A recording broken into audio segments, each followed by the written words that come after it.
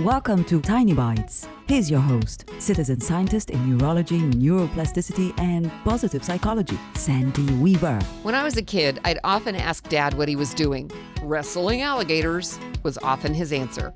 Of course, we did not keep a pit of alligators around just waiting for Dad to be ready to wrestle. It was his lighthearted way of beginning an explanation. Usually, I ended up learning something about soldering or tinkering with a car engine or troubleshooting a plumbing problem.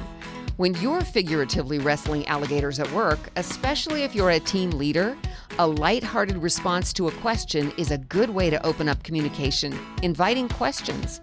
Like wrestling actual alligators, some people have a very hard time asking how to do something. Maybe they feel they should already know, or maybe they don't like to admit that they don't know something.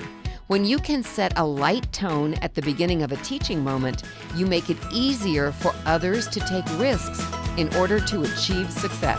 Subscribe to the podcast and share it with your friends. And there's lots more at centerforworkplacehappiness.com. Here's to your well-being, one tiny bite at a time.